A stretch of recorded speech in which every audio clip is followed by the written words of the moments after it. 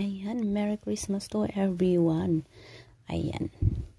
Ganyan ako sa amo ko, di ba? Ako ang nasusunod. Pero yung iba dyan nagre-reklamo, hindi masabi sa amo kahit nagugutom. Ayan tayo eh. Kaya dapat kung gusto natin, yan, sabihin. O di ba?